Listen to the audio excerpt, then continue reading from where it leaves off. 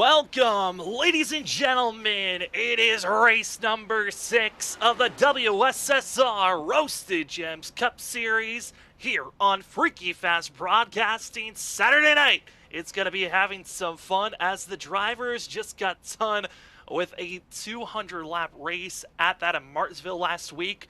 But from Martinsville to that of Super Speedway Racing, we come to Daytona. It's the Daytona 250 Wicked Stemp Designs Daytona race for 100 laps to see who's going to conquer here tonight.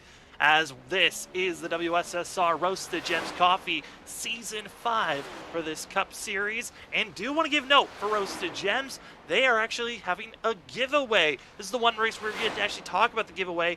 But the Roasted Gems Coffee has a giveaway going on where they are giving away 4 tickets for an upcoming race of your choice, except for Phoenix. Phoenix is the only race that you will not be able to get, but every customer who orders from that of August, from now to that of August 31st, are eligible for this giveaway. So go get yourself some of the best premium quality coffee that is out there with Roasted Gems Coffee. And while you're trying to get eligible for that giveaway, you as well can use our promo code WSSR for 5% off, starting your day off right with Roasted Gems Coffee. Like we said, we are here at Daytona Super Speedway Racing. It's going to be a good one, and we're proud to give it to you here at Freaky Fast Broadcasting. My name is Sam Dyer. I've got Trevor Earhart with me as well as Robert Moyer. Trevor, we got last week off, but the drivers didn't. They got themselves a hectic race of 18 cautions at Martinsville. But, man,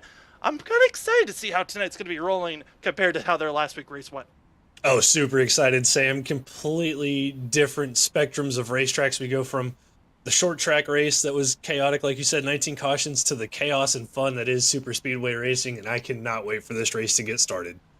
Just to give note on that last week's race, pole award was Justin Lewis, but Lewis was only able to lead only 9 laps. The other 191 laps were led by one driver who also got the win, and that was Brian Johnson.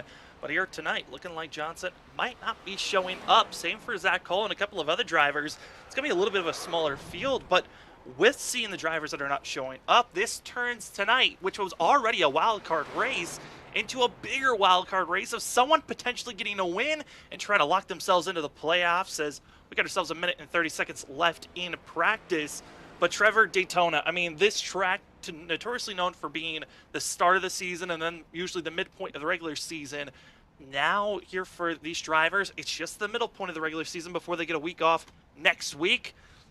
Now's the time. Put up or shut up for some of these drivers that might not feel like the next races before this regular season's over to go for a win. Yeah, Daytona's always been that track that is, the great equalizer. Anybody has a shot as long as you can stay clean. But it can also, ruin a lot of nights for people very early on, just depending on how aggressive these drivers get early on. We got 100 laps tonight, so, we're just going to have to wait and see how this race plays out. As well, on top of that being 100 laps, we will have a stage break at the end of lap 30 for these drivers, where the top 10 will get bonus points, which those points are starting to get very important as the top 16 drivers from points, unless you've got a win that automatically locks you in. Top 16 drivers make it into the playoffs, and there's a lot of drivers that are hoping to make a surge. Last week, biggest mover in points was Aaron Kralik, who made his second start of the season, but is finding himself mired in 28th in points. Got a lot if he wants to be moving up, but biggest loser was that of Jeremy Little, who actually did not show up last week, lost 6 positions, and actually has been bumped out of the top 16, where that of James Hathworth Jr. finds himself lying. But for these drivers, qualifying about to get started. Trevor, we usually talk throughout this season about how important track position is. What are your thoughts on qualifying here tonight? Qualifying at Daytona, it comes down to driver's preference. Do you want the track position to be out of, quote unquote, the danger zone in the middle of the pack? If you're that type of driver, you're going to go out and qualify, try to get, first, second, in the top 10. But for some of those other guys, it comes down to what is your race strategy? You want to start in the back. So, Sam, I think we're going to see, some guys take time, and then some guys elect not to take a time and just start at the back of the field. Yeah, and there are also going to be other drivers to give note on that might actually be starting further back in the field because of penalties. Now, those penalties that are going to be given out, that of Richard Wilsifer is going to be starting in the back after a violation that he had last week, as well as going to be seeing that Brandon Colley is going to be starting in the back, and Christopher Norris uh, will be carrying over a penalty as well. So a lot of drivers going to be starting further back, but it might not be the worst thing in the world. But as Daytona comes around, it also shows up for a lot of drivers that feel like they've got the best opportunity to be up front. And, you know, the different strategies of starting in the back, being up front, certainly two separate mentalities of how drivers kind of have theologies on how they want to attack racing at super speedways. I like the starting in the back and wait till the very end. But other drivers, they prefer to be up front, and this is your time to set up your positioning. As we look at some of the drivers that are getting ready to be on screen, it's going to be the 86, Rich Jamison, who's going to be on track and listening over the drivers over practice. A lot of knowledge trying to be pushed around. Some drivers getting their first real taste of these next-gen cars at a super speedway, while others, they just love super speedway racing in general. And I think one of the drivers of note for myself, Dakota Moniz, is going to be one of those drivers to watch out for. Yeah, Dakota's, having been racing with Dakota and watching him, in different leagues, he's always one of those guys that you have to watch out for at the super speedways. I mean, he's just always there at the end of the race. So I'm with you, Sam, and I think Dakota's one to watch out for. As we see the drivers starting on the outside lane, going to be that of Jamison pushing his way forward. As right now, you're going to be seeing that ticker move a lot, as there's going to be a lot of different drivers switching up where they want to be placing themselves, especially on the first lap. I know with Zach, when I talk to him throughout the week, when we talk about qualifying, the first lap seems to be the fact, especially with this, updates that have been thrown around with these tires. This first lap is very important on either trying to put down your fastest lap or trying to be slower in this first lap purposefully so you can put that burner of a lap on that second go around. Yeah, usually the first lap at Daytona is all about getting the car up to speed, running the high line, getting heat in the tires. That way, on your second lap, you can just hug the yellow line all the way around and get the most speed out of the car. But, like you noted on Sam, some guys just like to go for that fast lap the first lap, and sometimes it works out for you and sometimes it doesn't. As this field is getting themselves situated, first go around looking like that of Kyle Rochelle.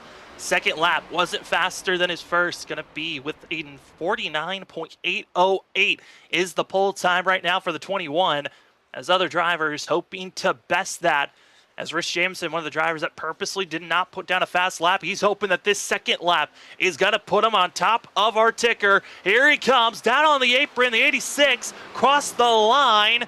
And we look at the board, not the pole. It's only fifth fastest for the 86. Yeah, interesting. You don't see it a lot at Daytona, but going below the yellow line there to the apron, coming to the checkered flag, there's something you don't see quite often, but maybe able to give him a couple thousandths of a second there. As other drivers moving up on the ticker board, Aaron Krolick's going to be now moving up to third. That of Jamie Lee Dunning's going to be up to ninth. Vincent Sora hoping to climb himself further up on the board potentially here for the 15. That first lap, a full about second and a half slower than our pole time. Really trying to save these tires so that they can have the maximum speed down on the apron. Here comes Vinny, cross the line for himself in the 15. Looking good. We wait for the time, but not fast enough. Fifth fastest is for the 15, which, gotta say, Kyle Rochelle, it was that first lap that put him the fastest time so far. Everyone else still searching for the pole award, as there's only about just 6 to 7 drivers left to put a time down. Yeah, great lap by Kyle Rochelle in that first lap to put down that time. And, as it's looking right now, that time might stand for Kyle. We're just going to have to wait and see how the rest of qualifying pans out. Get some of the other drivers right now coming into pit road. Going to be those that are just trying to get a little bit of practice, as here's Gregory Shaw. Going to be practicing into pit road, which it could be a big factor here tonight. Green flag pit stops. Got to make sure you get in your box and into pit road at that pace speed. For these drivers, they're going to be trying to climb up to that 200 miles per hour marker, but pace speed only 55 miles per hour. It's going to be a factor to watch out for who gets caught speeding or wrecking into pit road. Well, that's thinking a little bit too far ahead because it is time for us to take a look at where the drivers have qualified for themselves, as it's going to be seeing drivers on top of the board taking ourselves the pole award. It's Kyle Rochelle going to be in that first place position, with Steven Stempian going to be our sponsor for this race. Going to be in second. Aaron Kralik is going to be the third. That of Carl Pooler is going to be in fourth. Vincent Sora fifth. Tom Sinchek sixth. Seventh goes to James Kaufman, as well as Rich Jamison going to be in eighth. With that of going to be seeing Chris Vail in ninth. Jamie Lee Dunning in our top 10.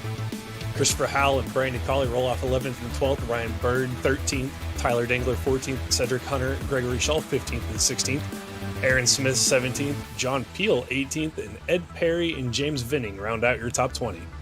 21st is going to be that of Richard Wolsifer. Is going to be in 22nd. That of Justin Lewis with Jeremy Little, going to be in 23rd. Brad Delph going to be in 24th. 25th is going to be Dakota Moniz. Alexander Light 26th. 27th is going to be Gabriel of Ellison, as well as going to be seeing that of Chuck Sweeting in 28th. Jonathan Cogswell in 29th. 30th is going to be Martin Morales, and our final two going to be that of Christopher Norris and James Hackworth Jr. Finishing out our 32 drivers here tonight, as our qualifying results going to be sponsored by Colley's mom. As you saw there, Brady Colley couldn't even make the top 10, so her disappointment level is through the roof. But it's Super Speedway Racing. She might be proud of him by the end of the day. It's going to be a tall task for the one machine, but the parent that is proud of them is Kyle Rochelle, taking that pole award as drivers are logging into the grid, about to get rolling. Trevor, I mean, this is going to be one of those moments for these drivers where we're closing in. This is race number 6 for this field, halfway marker of the regular season. I mean, this is that changing moment. If you've been having a bad season, this could change that momentum. Yeah, a good finish here changes your momentum if you've been having a rough season, or, if you've been having a decent season and have a bad race here, it could go the other way for you as well. So it's just one of those things. You want to come out of here with a good finish, especially at the halfway point of the season. And Sam, Daytona, it's going to be hard for some of these guys because we know how crazy it gets. It can be crazy, it can be wild, and if you were watching yesterday, it's our off day on the stream. We uploaded a video, top 10 finishes of the July 2022 year, and the majority of those drivers that got the best finish came at super speedways. And tonight, these drivers are hoping they can have one of the best finishes of August to try to make that top 5 list. So when tonight's race is over, go check out July's top 5 finishes as we are getting ready to start this race again. Stage break at lap 30. At the end of lap 30, top 10 bonus points go to the top 10 as we are getting ourselves prepared and ready to go. Trevor, start of this race, jitters are there, nerves, but man, how are you feeling like these drivers should attack these first 30 laps? Patience. Patience is going to be key in these first 30 laps. I know everybody wants those stage points, but no fast repair for these drivers, so you want to take care of that race car. So I'm hoping to see, Sam, a lot of give and people not taking, but it's Daytona. We all know people like to be aggressive, so we're just going to have to see how it plays out. Drivers are stacked. They're ready to go. Pace car about to make that hard left-hander to pick road. It's the Wicked Stemp Designs 250 at Daytona. It's the middle part of the season, but it's a good time to get a win. Who's going to get it done? We'll find out as we are green. Kyle Rochelle, Steven Stempian going to be side by side heading down into turn number 1. The question looms, who's going to stay up front? Who's going to drop to the back? We'll see here on the backstretch. Yeah, Aaron giving a good push to the 21 of Rochelle. Top line not quite formed up as Stempian's going to fall back. He's got Carl Puller behind him there. And the 71 machine as they get going down the backstretch and see if anybody drops out of line here to go to the back. Looks like the majority of the drivers that wanted to stay back already qualified there. So we're going to be seeing a lot of bump drafting. Here comes 0-1, already a bump to get out of Kyle Rochelle, which I was now seeing a lot during practice. Drivers trying to maximize the bumping aspect of bump drafting. But man, can it go wrong in a blink of an eye? But out of turn number 4, it's going to be Kyle Rochelle leading lap number 1 as drivers trying to pick and choose where they want to go. It's the 0-1 still on the back bumper of the 21. Yeah, these next-gen cars, they can suck up so well, and you can really just get right up on the back bumper of the car in front of you a lot better than you could in the Gen 6 cars, and Aaron showing that right there going through the front stretch. So we got a caution. Look in the back, the drivers that were trying to keep themselves out of trouble are finding the trouble, as it's going to be Jeremy Little, going to be the driver that's the catalyst of this one. It's something you just don't want to see this early in the race, especially for the guys, you know, that are in the back trying to stay out of trouble, and you find the trouble in the back of the pack. Talked about penalties, and a lot of the drivers that had EOL penalties going to be further back here, as we're going to see Christopher Norris. You see that 26 drifts up in front of Cogswell, and then everyone else that's further back. These are all the drivers that had EOL penalties caught up in this wreck. Yeah, just, you know, a little bit of spatial awareness issues there causes, you know, the 27 to go up there into the 26. Norris is involved in that. Couple other drivers tore up early, hopefully not so bad. You know, these next gen cars are pretty resilient, but if you break that toe link, that's pretty much going to be your night done. And all four drivers you saw there on screen making contact with one another, that of Jeremy Little, Christopher Norris, Brandon Colley, and Jonathan Cogswell, all with required damage. This field has 0 fast repairs, so if you get damage, you gotta hope that you can putter your way to pit road and then get your required damage repaired, which could take anywhere from a minute to that of 30 to 40 minutes of time. It really matters on how much damage you have, but if you're not able to get to pit road, we have iRacing gives these drivers a tool called a tow, but Trevor, that tow can take quite a long time as well. A tow can be anywhere from, you know, 1 minute to 3 minutes, just depending on kind of where you are on the track. And then, you know, like you were touching on, Sam, for these drivers, if it's a broken tow link, you know, on the car, it's typically at 8 minutes of required repairs that you have to sit there on pit road and take. Yeah, and if you have to take the tow, that's an extra time that gets added to those 8 minutes if it's a broken tow length, unless it's a blown engine, which could be more. Jonathan Cogswell not able to make it to lap 4. He has already parked it and has called it a day for that 27 machine. In pit road are going to be that of Jamie Lee Dunning, as well as Brandon Colley and Jeremy Little, as other drivers come into pit road to try to get some service done for themselves. Christopher Norris, who had required damage, he will finally get into pit road, so it's going to be a very long night for that of the 38, the 1, and the 26, as drivers now going to have to reset. And what's always interesting about having an early wreck at these super speedways, Trevor, it seems like it really does sometimes. It's a swinging pendulum of either it's going to really make these drivers think about being patient, or cause these drivers to really react and be more aggressive. Yeah, it's weird when you get that early caution, because it's either going to entail that you're going to have a lot more cautions, or everybody's just going to take a breath, relax, start just riding around, you know, to get to the end. Because, you know, at the end of the day, you don't want to be one that causes a wreck or be involved in a wreck, you know, especially this early on in the race. And at this point in the race, drivers are pacing, which gives us time to thank one of our sponsors. You see it at the top left. That is the blinking iRacing iFlag caution blinker. And if you'd like it yourself, an iRacing iFlag visual flag system, I'm just going to get that out for some reason. It gives you that of clear indications on what the flag state is on track. As you can see, we got the blinking yellow lights. Well, it gives you a box that blinks different colors at you. Yellow while we're under caution, or green when we're green, or any other flags that could be around. iRacing iFlag also has a couple of other great products, such as the digital pit board. Digital pit board can give you great information, such as weather temp that you see on screen, track temp also on screen, but it also can give you plenty more information, such as your fuel remaining, your average per 5 laps usage, and many, many more useful information. Go get your iFlag visual flag system or the digital pit board at iRacing iFlag. Use our promo code FreakyFast2022 to get yourself some great information and helpful tools for your virtual racing. Well, Trevor, looking at the weather right now, certainly this track, much cooler. I think the one thing we got to note on, it's got to be that 10 miles per hour of wind, looking like it's staying pretty consistent.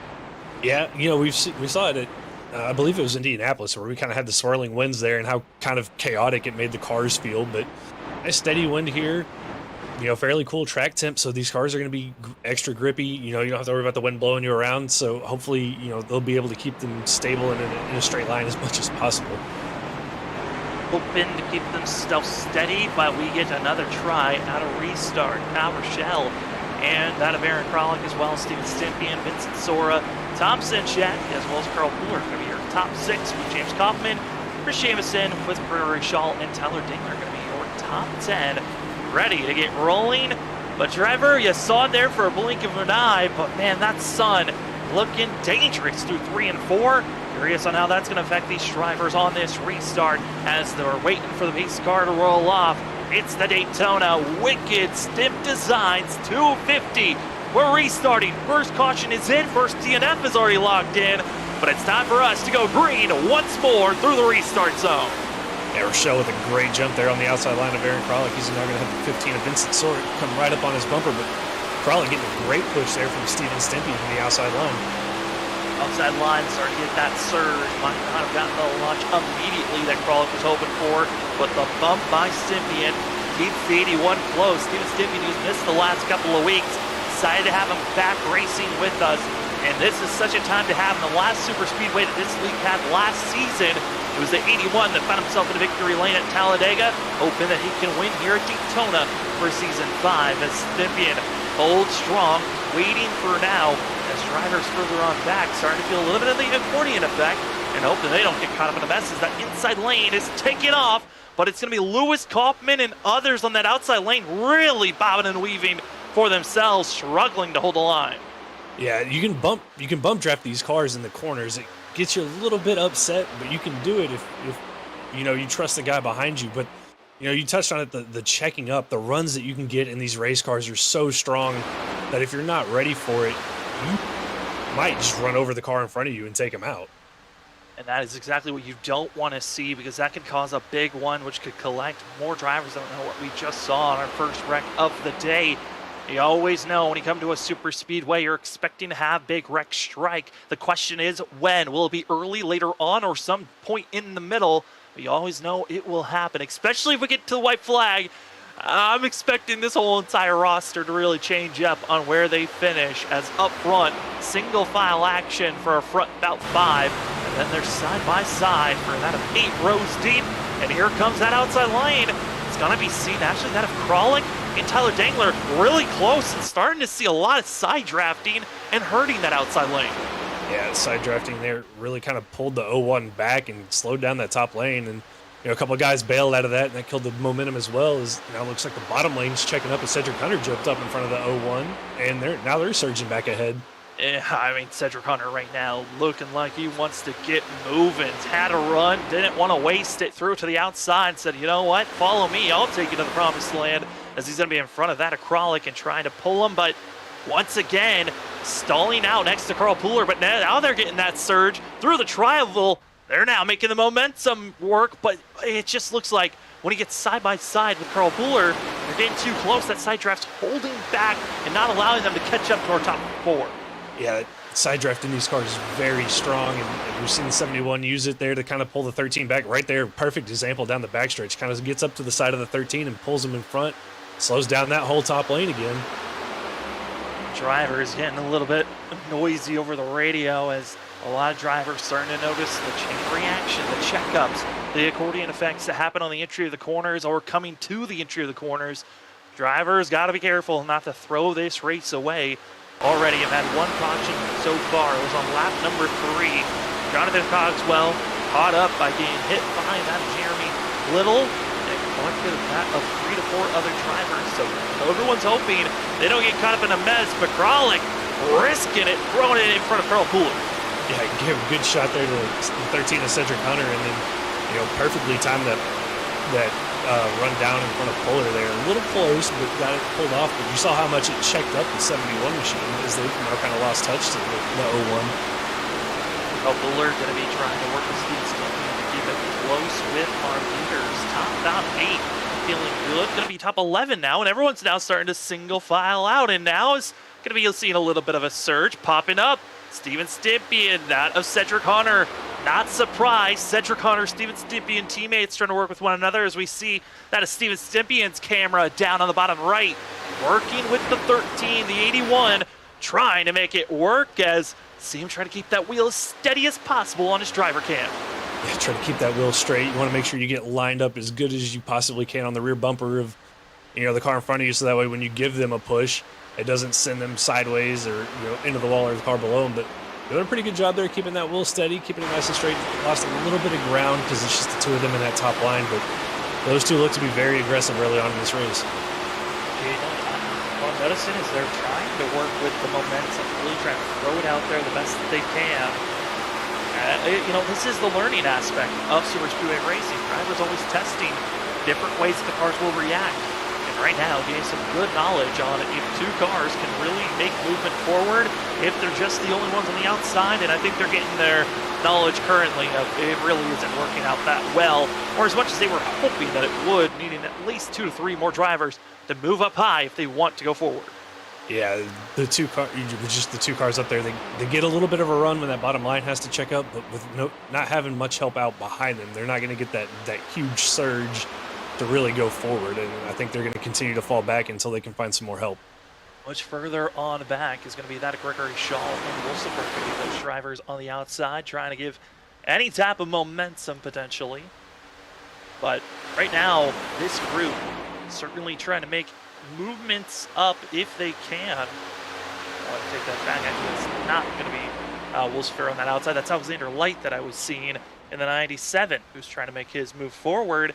And, was talking to some of the drivers, a lot of allies being thrown around. You got your teammates, a lot of these drivers, anywhere from 2 to 3 drivers on a team, and trying to figure out who do I want to work with to make my group from 3 up to 6 or even more drivers in line to try to defend and make different strategy moves, such as coming into pit road together. And gotta say, Trevor, there was a lot of talking of, Sidewinder trying to work with Freaky Fast Motorsports, and then as well having other teams trying to figure out how to work with one another, and independent drivers that aren't a part of teams trying to say, hey, I'll work with your team if you allow me to be a part of your group, as Christopher Norris is going to be on that 3rd lane. Watch out, lap traffic. Everyone stays in line, hold your wheels steady, and it looks like we'll make it through without a caution in this first group. Yeah, lap traffic always can be a little bit tricky to navigate. Norris does a good job keeping it out of up high, out of the way, and everybody does a good job getting around it. But yeah, Sam, finding that extra group to work with you, really helpful, especially when it comes to green flag pit stops. If we get to that point in the race, we've seen 2 cars not really work. 3 cars probably aren't going to be that quick. But if you get a group of 6, 7, 8 cars to all come down pit road together, that can really give you an advantage during the green flag pit stops. Scott Moniz found himself having a very scary moment at turn number 4, getting loose, and that was something also we were hearing from drivers. Loose sensation can be killer, and you touched on it as well there, Trevor, at the start of the broadcast. Exit of turn 4, the exit of these corners can be deadly, which was something that really never was conversation in the Gen 6 car, or even previous Cup cars before, of how dangerous this rear end is when we get into these longer runs. No, the Gen 6 car was always so planted, but with these next-gen cars, it seems to kind of want to come out from underneath you, but it's just something that you got to make note of, you got to be aware of, especially as the tires get some more heat into them. It tends to slide a little bit more, so when you get that push from the car behind you, especially on corner exit, you just got to hold on tight and hope that you can catch it if it gets a little too squirrely. This is the second pack of drivers. They've fallen back, being led by Aaron Smith, and hoping that they can find any type of speed to catch back up. Oh no! Smith spun off the nose of the 56, but he's off onto the apron. We stay green as Smith, another race weekend of being spun around when he was hoping to keep himself clean. Yeah, thankfully he didn't make any contact with the wall there. So no damage. Probably will end up going a lap down, but Sam, I think he'll be the only car that's 1 lap down, so he should, I think, get the lucky dog here at the stage break. In theory, that should be where he goes, unless James Hackworth Jr. and that of Ed Perry go a lap down, which they are trying to catch up to the 70 machine, and they already passed them. So if those two get caught by our leaders, which we are now halfway through this stage, and for those drivers, they are past halfway from being ahead of this lead pack that's starting to get a little bit more aggressive as more drivers on that outside lane.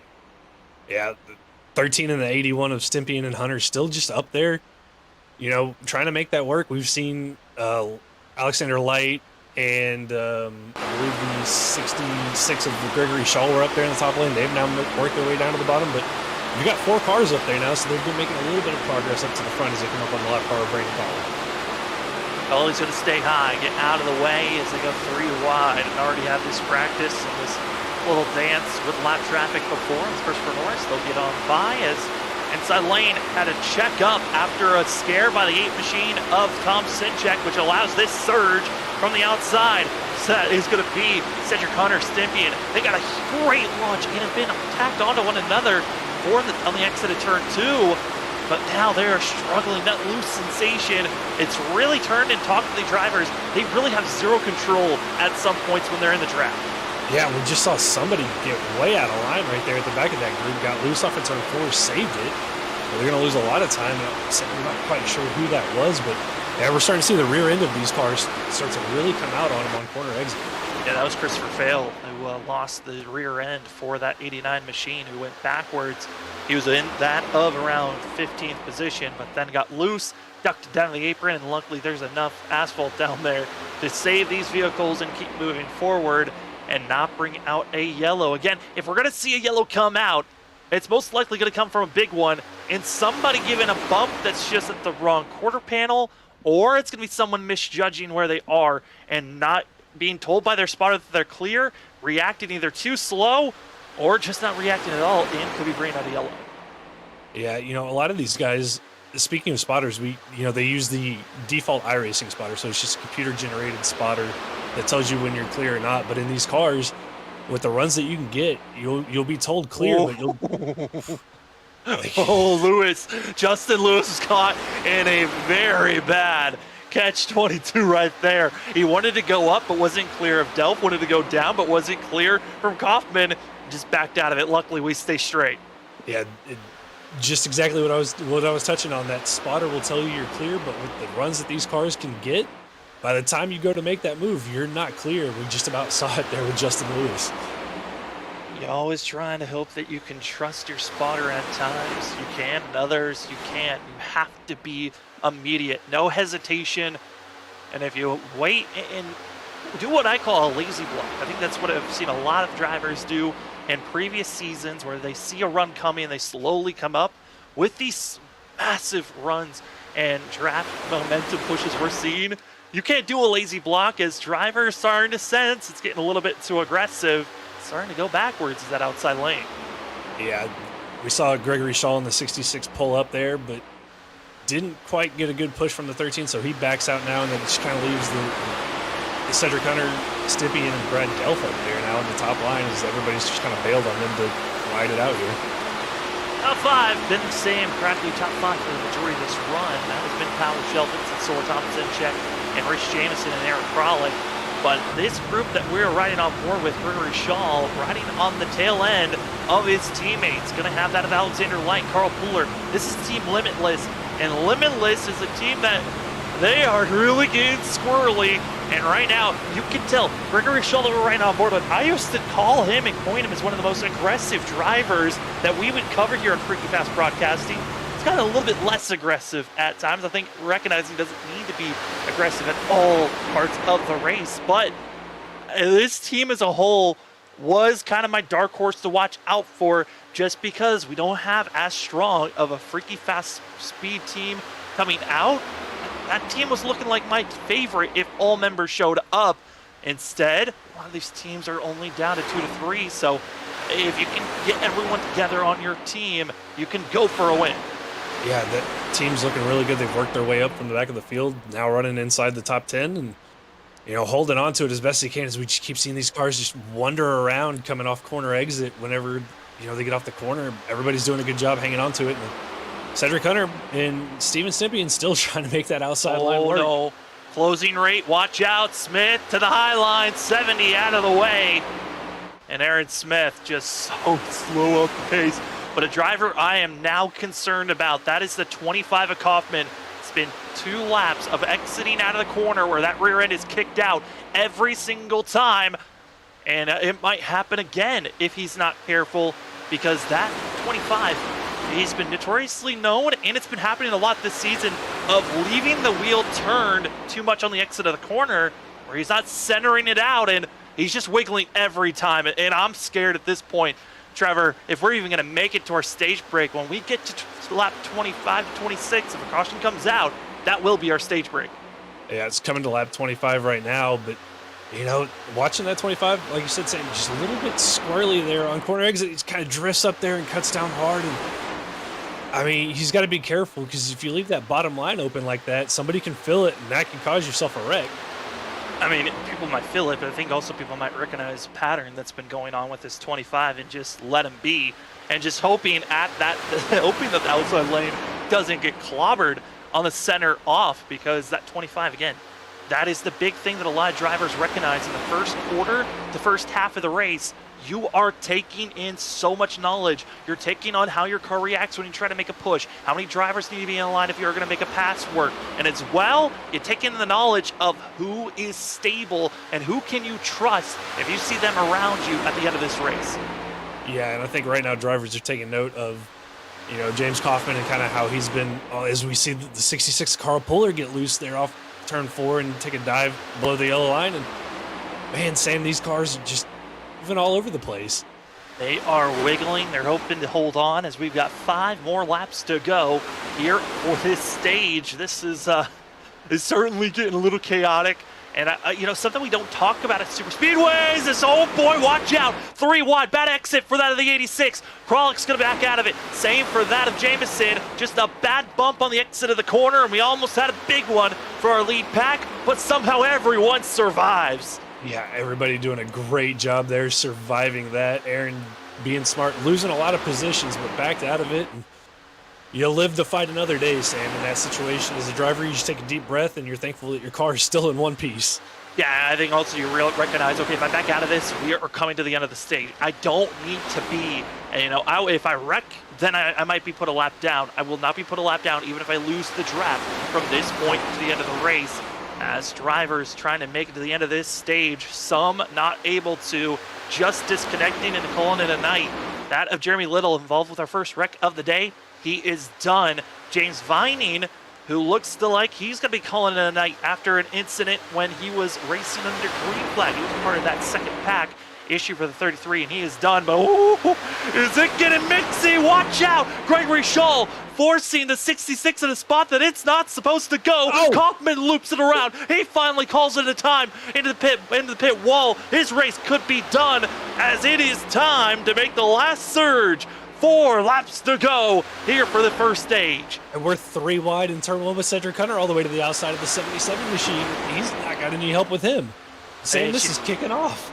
I mean, if you're going to watch out, that 66 really made a dangerous move, and he does it once again. Shaw just does not look comfortable. He's just trying to hold on to the car, but it's cutting off so many drivers.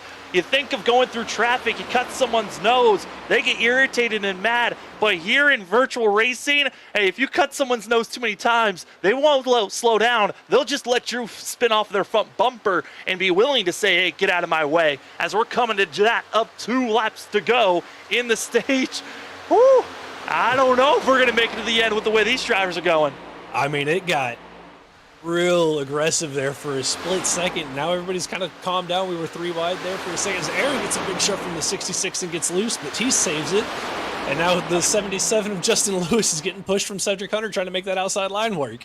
Again, remember, our top 10 get bonus points. And for some of the drivers, this is their time to make a great notch onto that of a mountain that some of these drivers are coming into this season. Some have missed out on races, so they need points, but that outside line's got to be careful. That outside wall is not your friend, and Lewis has got to be careful, because if he goes up in the wall, that's allowing Cedric Hunter and others that are kind of doing a little monkey see, monkey do, might make contact. We're on what technically would be the white flag of this stage. Who's going to make it to the end? Who's going to be in the top 10? Right now, it is Kyle Rochelle, Vincent Soar, Tom Sinchek. They have been the same 3 practically since our restart back on lap number 6. But everyone else behind, it has been swapping, surging. You never know where they're going to finish. And here we go, Trevor, onto the backstretch. Here they come down the backstretch, and we've got lap traffic not too far ahead of these drivers that they might have to contend with here coming out of turn 4, as this outside line still tries to get something going with Justin Lewis and Cedric Hunter. but just not going anywhere. As I say that, Tom Sinchek and Ryan Bird pull out. Oh, and Justin Lewis gets turned by the 13. Yellow flag, and it's going to be Eric Kralik going to be involved with this one as other drivers try to get on by. And out of that wreck, no one comes with required damage, but two going to be involved with that, Justin Lewis, Kralik, and got a feeling, Trevor, you got to see it yourself. I'm curious on if it was getting into the wall, that bump. We'll have to see on this replay. I think it was just a bad bump from the 13 to the 77. And it looks like... It looks like the timing of that yellow, because no one was fully off track with a giant wreck, our system has not picked up on this caution. And yeah, I mean, Trevor, you can describe what exactly happened to bring out this second yellow and what will be our stage break here tonight. Yeah, just, you know, the 77 Justin Lewis a little free, like everybody's been here at the end of the stage. A little push there from Cedric Hunter got him, you know, sideways enough. He goes down and collects the 0-1 of Aaron Kralik. Thankfully, doesn't look like either the 77 or the 0-1 have a ton of damage, so it looks like they'll be able to get that repaired and get back out there. But Sam, just these cars just being loose on old tires and a bump gone wrong, and I mean, that's something they're going to have to watch out for, especially later on in this race. Pit road's about to get busy, but as this is our stage break, we got to give another thanks to another one of our sponsors. That's the Admin Box. Admin Box is the stage break sponsor here at the WSSR Roasted Gems Cup Series. The Admin Box, a premium button box with a plug, set, and go to make you the best admin or race control for hosted races or league races. And go use our promo code FFB-box with 2 X's. That is FFB-box with 2 X's to get yourself a discount at the Admin Box. Thank you to the Admin Box for being our stage break sponsor. As well, I want to give a note on who was finished in the top 10 at the timing of our stage break. That was Kyle Rochelle, Vincent Sora, your front 2 with Tom Sinchek, Rich Jameson, and that of Ryan Berg going to be your top 5. 6 going to be Carl Pooler. 7's going to be Cedric Hunter with Steven Stimpian. 8th, 9th's Alex Light with that of Gregory Shull. Going to be your top 10 drivers at our stage break. Well, it's a stage break, which means it's time for a break. We're going to go take a little bit of a break for ourselves. You won't miss a thing as we're going to go side by side. For tonight, it is the WSSR Roasted Gems Cup Series. This is race number 6 of the wicked Stemp Designs 250 here at Daytona. We'll be right back here on Freaky Fast Broadcasting. We'll see you in a few.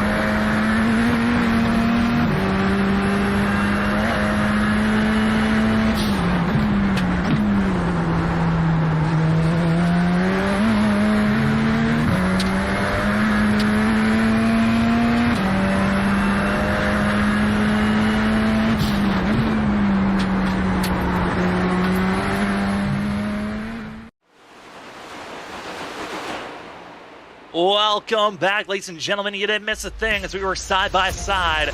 Watching right now is the WSSR Roasted Gems Cup Series here for race number 6 for the Wicked Stemp Designs 2 at 50.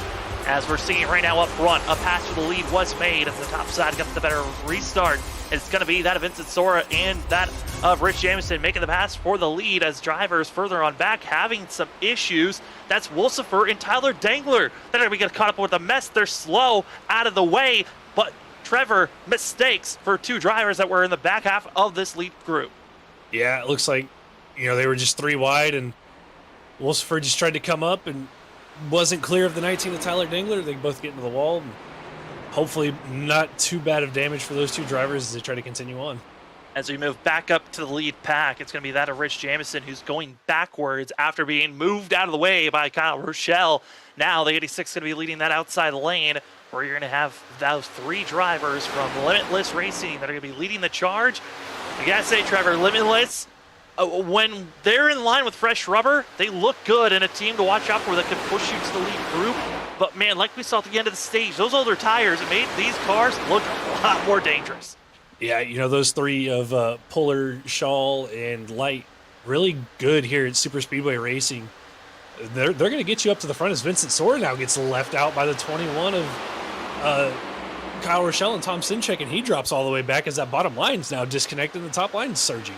It's not the worst thing in the world, though, because Vincent Sora now going to be pressured back with that of Cedric Hunter and also a couple of other quick cats that are going to be watching out for themselves as Brad Delph and also Chuck Sweeting. That's not a bad group to find yourself with, even though you're back here, as well as Dakota Moniz and that is Smith trying to make their surge on the outside, which for Aaron Smith, he's got to be happy. He's back on the lead lap for the 70 machine.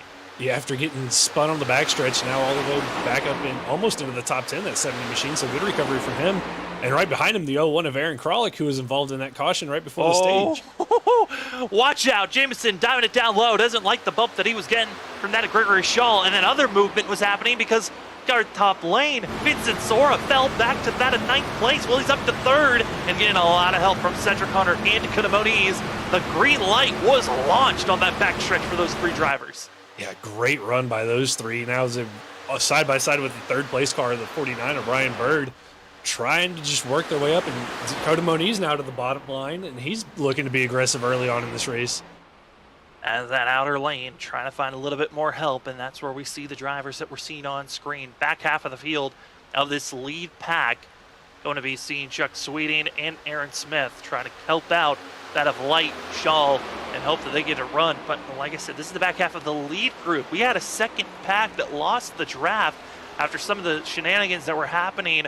That of John Peel, Fail, Powell, all losing speed. On top of that, Steven Stempian, that was a fast driver. He's fallen back to this 3rd group.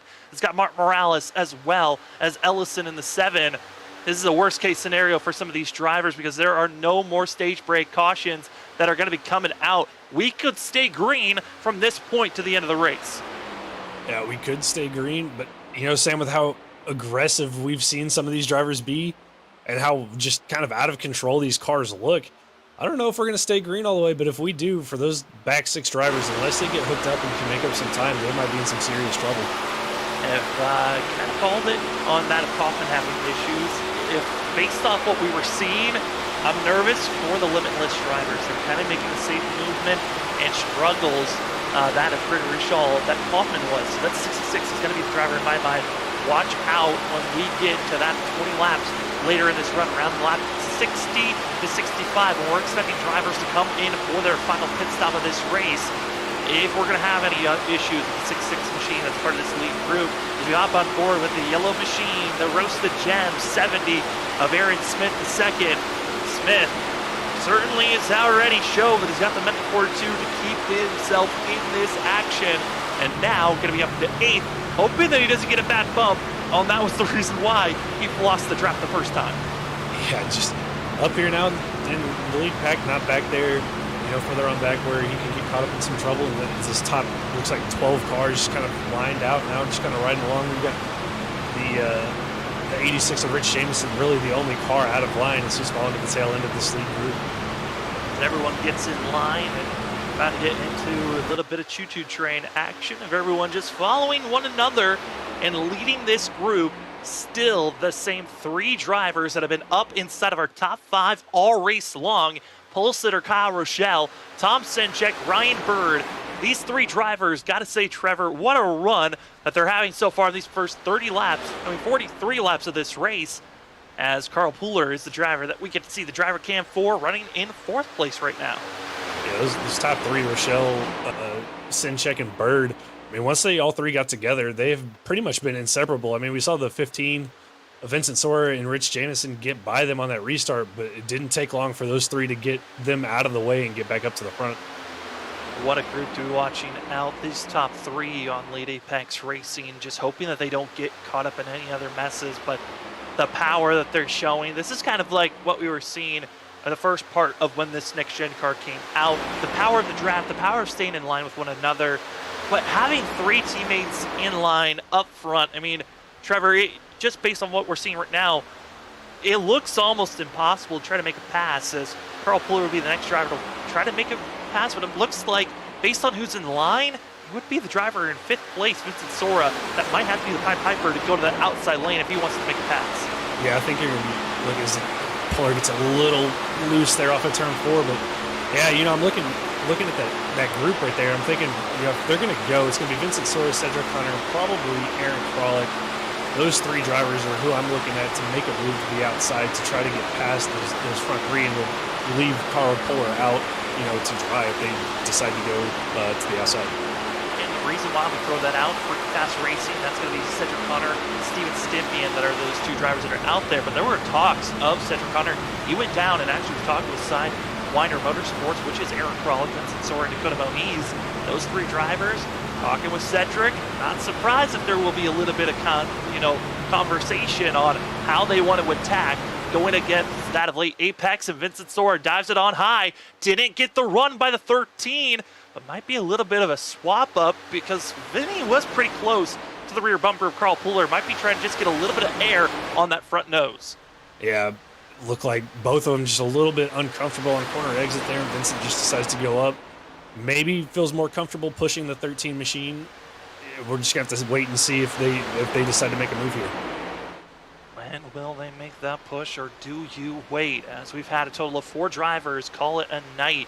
We've had that of Jonathan Cogswell, Jeremy Little, who were involved with our first wreck of the race. Then under our stage 1, under Green Flag Racing, James Vining called it a night.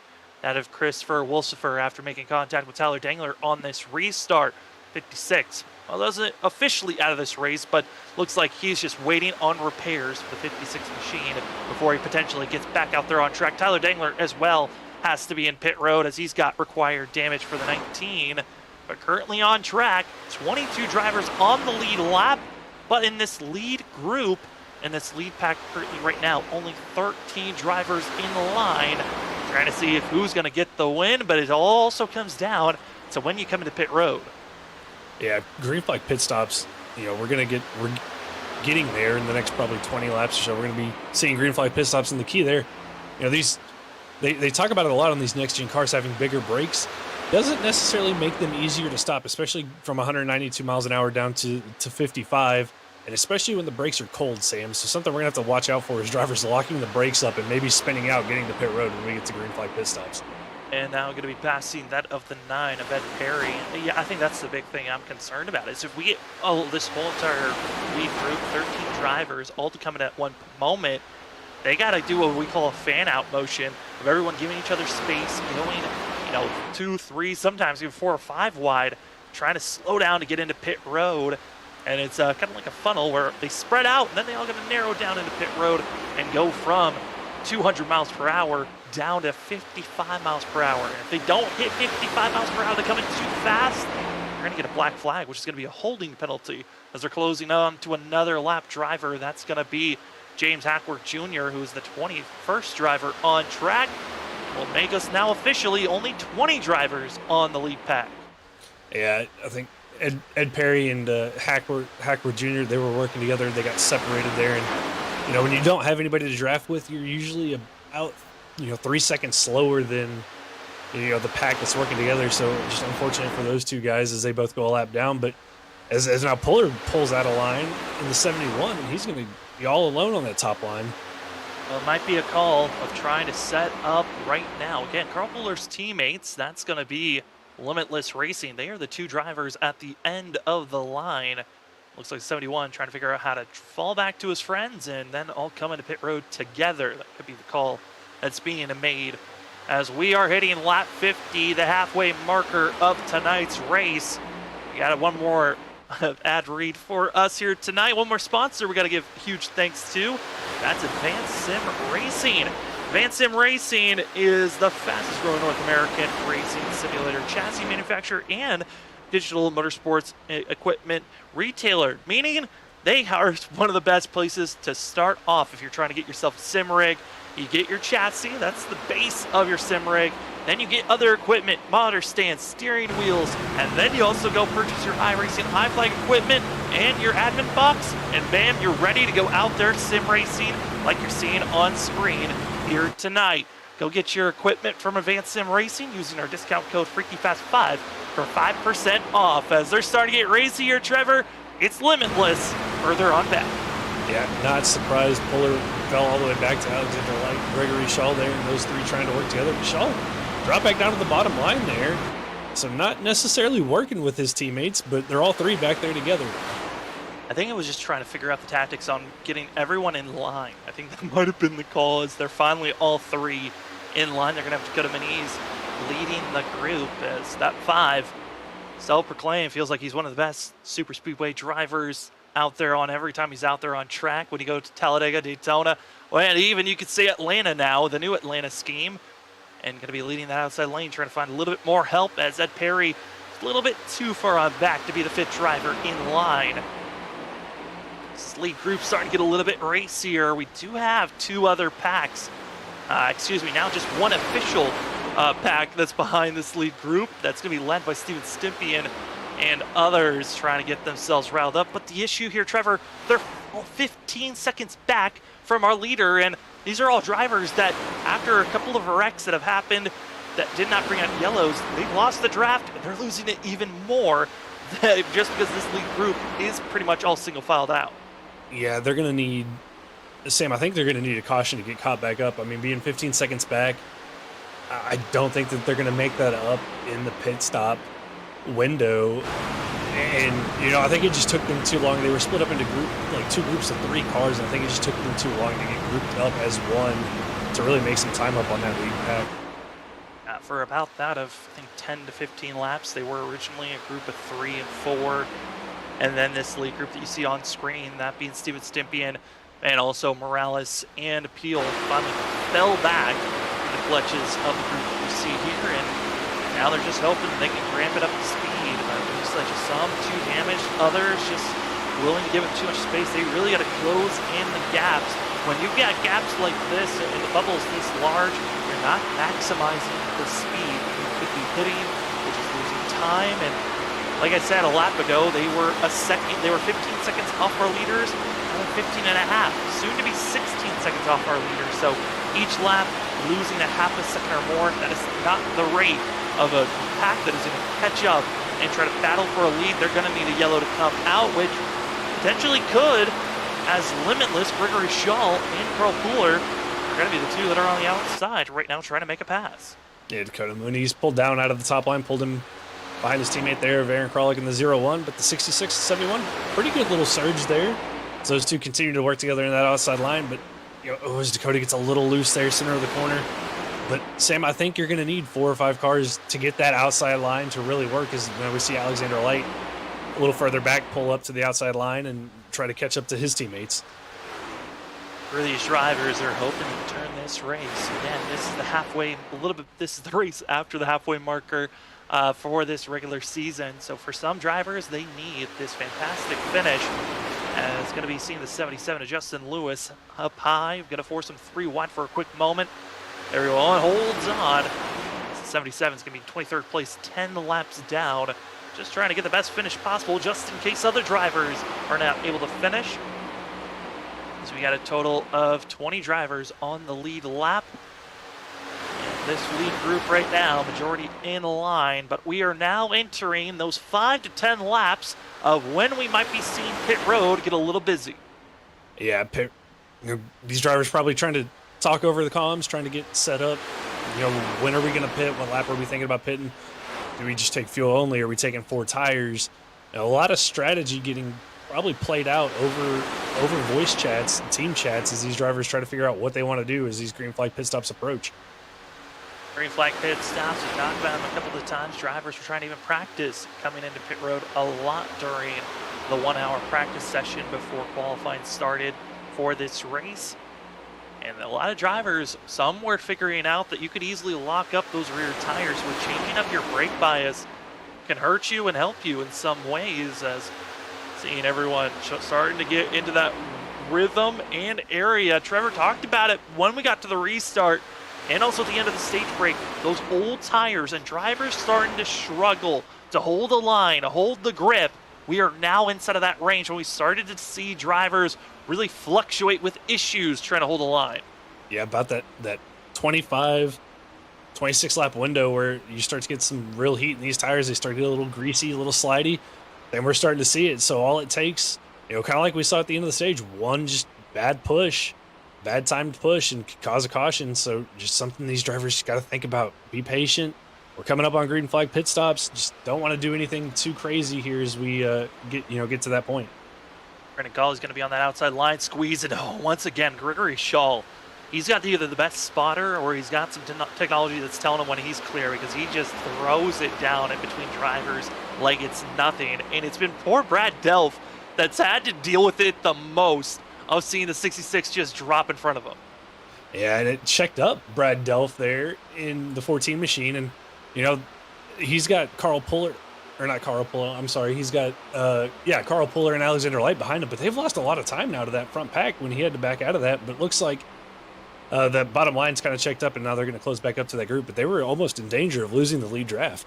As long as you are within a second of the drivers in front of you, more so if you're within that of 7 to 6/10 of the drivers in front of you, coming into the corner, you should be able to keep up with that pace. And that's exactly what we just saw there with the surge of the 14 and the 71. As they're now part of this lead group. It's Alexander Light now that's got to hope that he can get a better push by Jamison behind. And then behind them, going to be seeing some other drivers hoping to at least stay in their position and not go any more laps down or lose any more ground. They are the drivers that are just pacing at the moment. All single filed out for that of our front 5. And then it's going to be seeing the 70 machine and the 66 to the outer lane. Out of Smith, Shaw hoping to hold on as we're coming to lap 60 and more lap traffic, as that's going to be Kaufman of the 25 on the outside. Yeah, Kaufman, after getting some repairs done after his spin onto the pit road, or to the inside pit road wall, back out there, but everybody's able to navigate him fairly cleanly there. As Smith and Puller continue to, or Smith and Shaw continue to try to make that outside line work as they're side by side with Vincent Sora. Right now, what they're doing is trying to side draft to keep themselves close. They're not trying to gain or lose any time. They're just trying to stay side by side with the drivers that they're at right now until they can get more drivers behind them, which Brad Delph, as well as Jamison, they're starting to move up there. There's going to be Alexander Light throwing it to the outside lane. They got 5 cars now, going to be now 6 with the lap traffic of Ed Perry joining in. This is going to be their time coming out of the corner to try to make that surge, but there's so much wiggling and bobbling, they just don't feel confident trying to make that move forward. Yeah, and Puller pulled down out of line, now back to the bottom, so it's going to give that bottom line a surge and kind of kill a little bit of that momentum from the top line. But, 4 or 5 cars now in that top line, if they can get formed up, they might be able to make a run forward here, but it looks like that bottom line still just got all the momentum. Is that top line not formed up enough? Oh, I thought Shaw was going to get risky and try to bump the 70 on the exit of the corner a little bit too soon. Backed out of it for a quick second, then back into the throttle as you ride on board with the 66 of Gregory Shaw. Got Aaron Smith in front of him. 70 machine came in with one of the drivers in her eyes of the quote-unquote rookies. He's got a lot of experience in iRacing, the 70 machine does. Always known as being just a pure yellow machine. It's sponsored by that Roasted Gems coffee, and what a great sponsor to have. And if you'd like to go get yourself some Roasted Gems coffee, they've got themselves a giveaway. Purchase your coffee now from now until the end of August, that of the 31st. Purchase any coffee from Roasted Gems Coffee. You are eligible to get yourself some tickets to a NASCAR race, except for Phoenix. Phoenix is not eligible, so go use the promo code WSSR. Roasted Gems Coffee, and it is some great premium quality coffee that drivers and us in the booth can attest is some great stuff. I know I need to purchase some to make sure I'm eligible to potentially get part of that giveaway.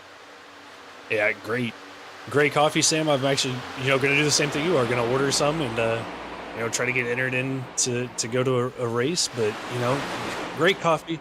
Yeah, awesome coffee that, we can't wait to get it when it finally comes in.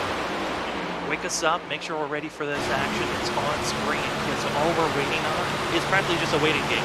Either we're going to be seeing these drivers come to, oh my goodness, because that's going to be seeing fail. That closing rate, when there's a lap car by themselves, is so jarring at times.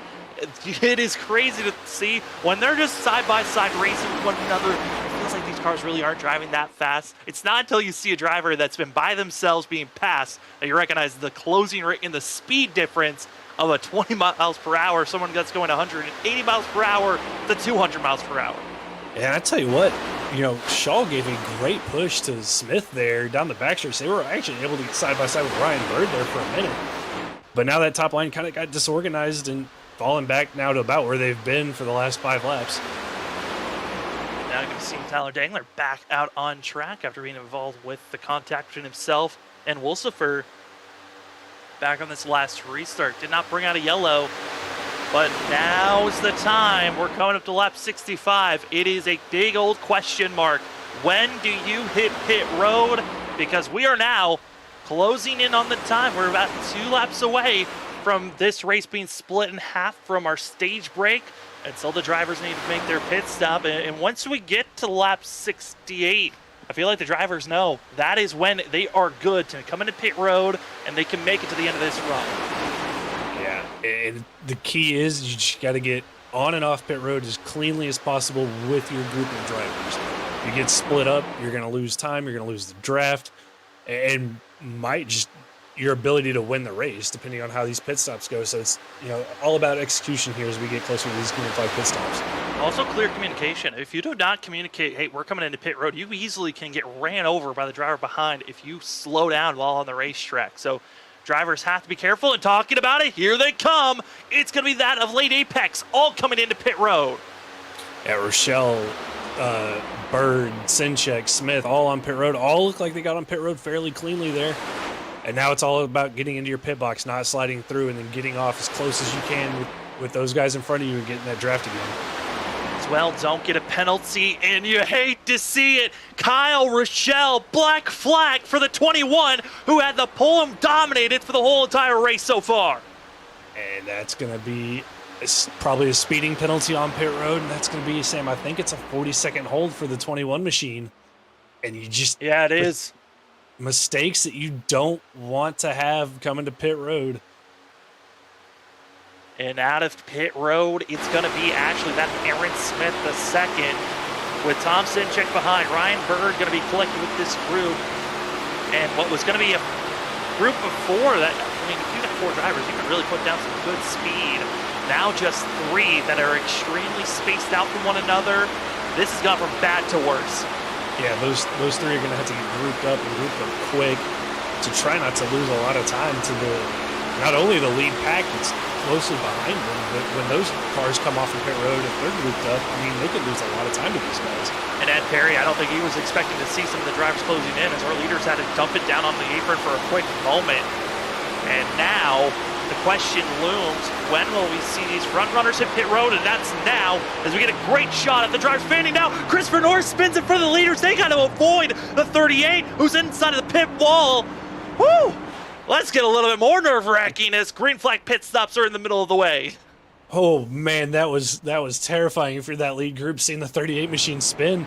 And that's, Sam, you had touched on it, moving that brake bias to the back could cause these cars to spin out coming to pit road, and we saw that there with the 31. So it looks like Aaron Kralik slid through his box a little bit, but sigh of relief for those drivers as the 38 didn't hit the inside wall and bounce back in front of them.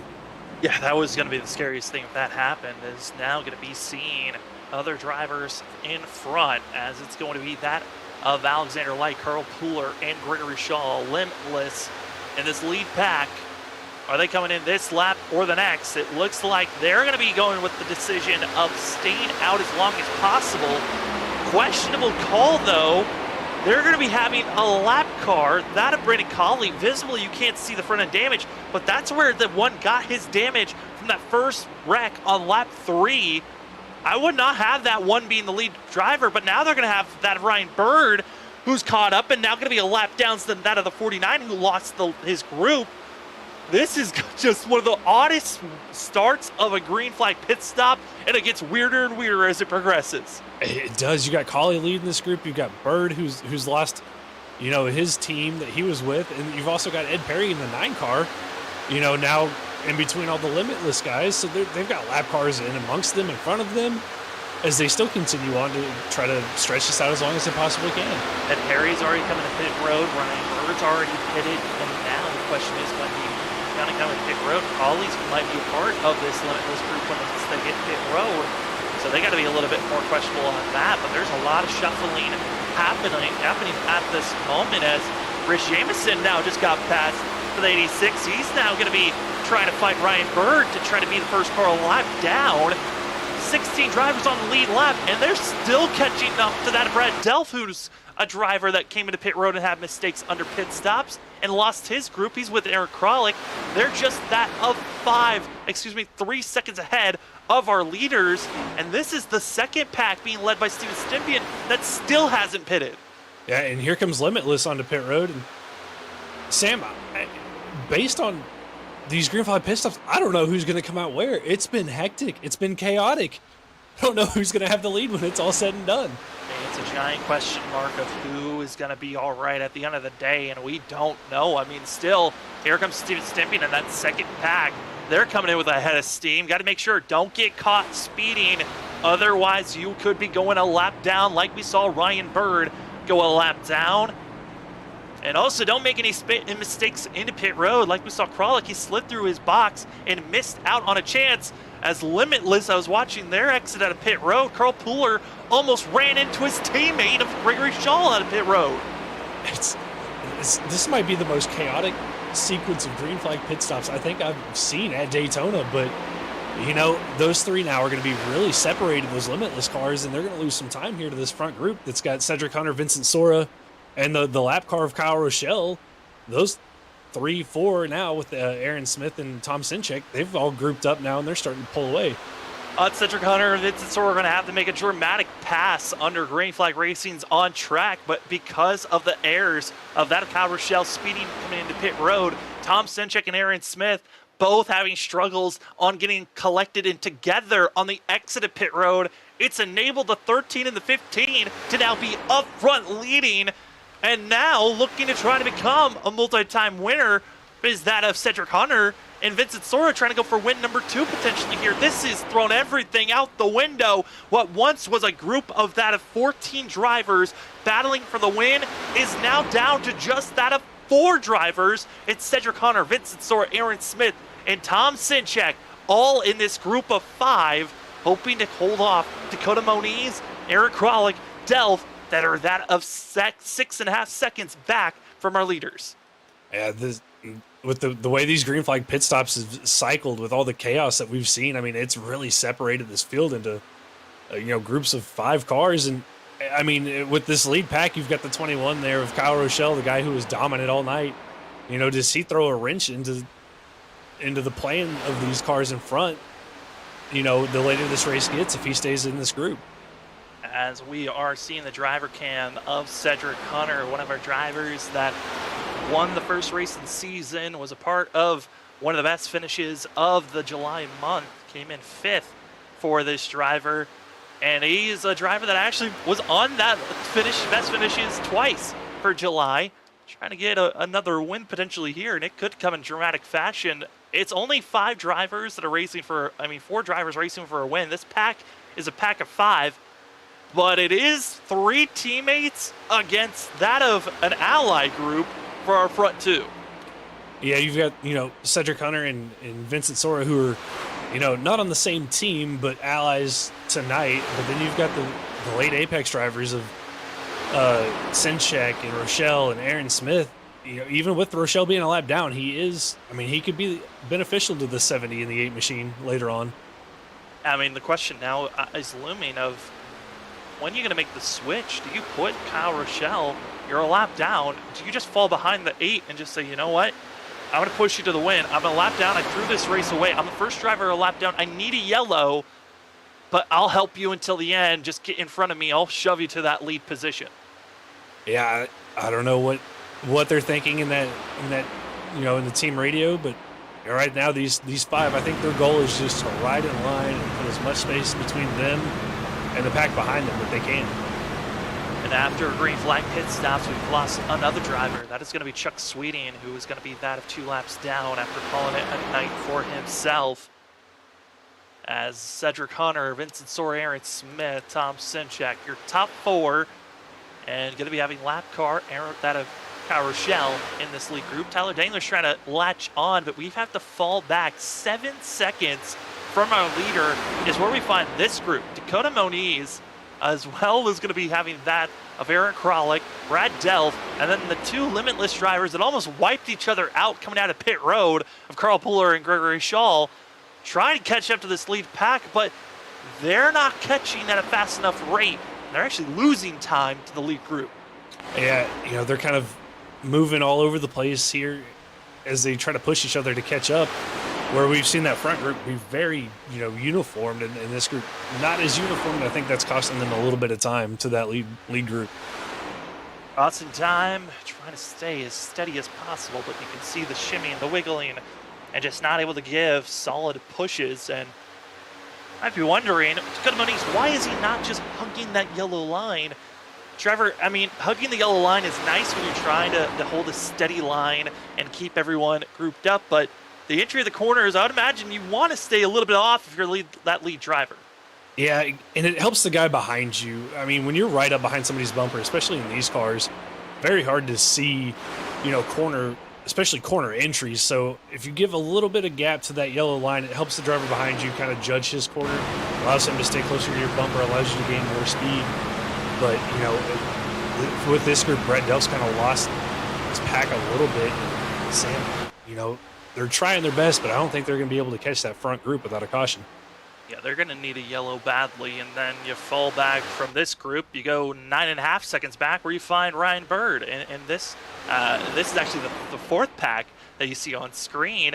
This is going to be that of Gabriel Ellison as well as Steven Stempian. This is 13th and 14th position, but there's 4 distinct groups right now. You've got our lead 4 of Cedric Hunter, Vincent Sora, Smith, and Dakota Moniz. Then you've got this 3rd group that has Ryan Bird, Richardson, and then lap traffic mingled in between, and then you got Alexander Light at the tail end of this. This is going to be those drivers that are going to be 10th back to 12th with some lap traffic. Then you fall back even further, 15 seconds back. That's when you find the 7 machine of Ellison, Steven Stempian, who were already so off the pace, but coming into pit road didn't help them either, as they lost even more time with fueling up these machines as much as they did.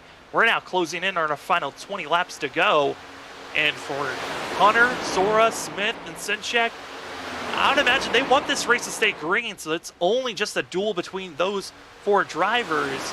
But for everyone else, they need a yellow now if they want to try to have an opportunity to go for a win. Yeah, they're going to need a yellow at some point between, now and the white flag lap to have a chance. But, we've got 4 distinct packs of, 5-6 cars with some lap cars thrown in there. But, this lead group, they're nice, steady, calm, and pulling away from everybody behind them. And if it stays the way it is, it's going to be a battle of these 4 to see who wins it. We're closing in on the final 20 laps of this race, which we're going to take our final break here tonight. We got 4 distinct groups, but our front 4 are the ones that are trying to pull away and stay ahead of everyone else. Tonight, it's been race number 6 of the WSSR Roast to Gems Cup Series for that of the Wicked Stemp Designs 250. We will be right back here on Freaky Fast Broadcasting. You won't miss a thing. We're going to go side by side. When we come back, it's the final 20 laps. Who's going to get it done here tonight?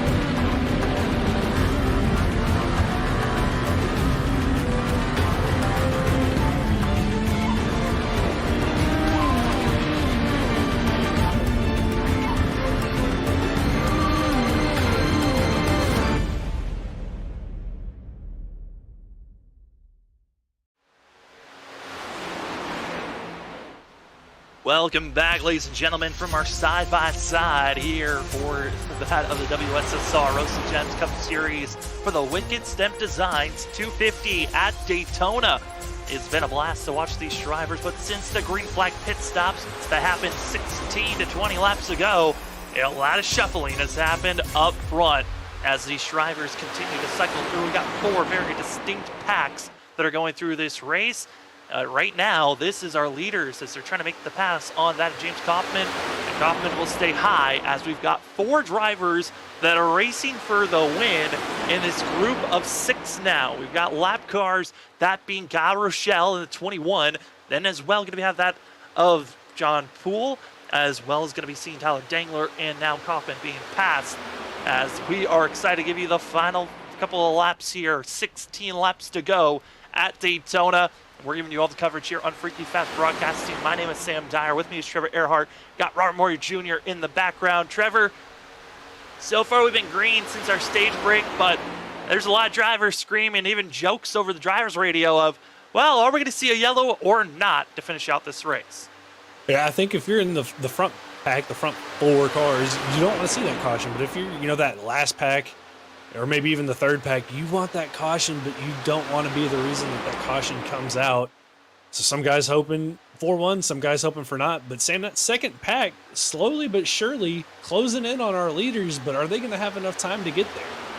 And they were 6 seconds back, Dakota Muniz to our leader. They've closed it now down to 4.5 seconds. There's been a lot of shuffling. And the main reason why is because actually the lap cars are kind of holding this group hostage at the moment, as that of John Peel as well as Tyler Dangler. They are not closing in on this group, but the second back that we see, there's a little dot ahead.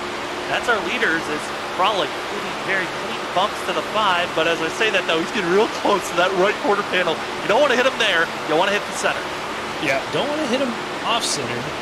You know, center's the best, but this group is doing a really good job of catching up, and you know, if they can get a little closer to the 19 there of Tyler Dangler and get his draft, that could really help them close in on these leaders, but you know, they might be running out of time here, Sam. Getting closer and closer as these laps wind down. Hey, it's super speedway racing. You never know what's going to happen. I've seen fuel strategy wins. I've seen wilder finishes. I've even seen the lead pack all wreck each other, and it's been drivers in the second pack that can find themselves in a victory lane. You never know.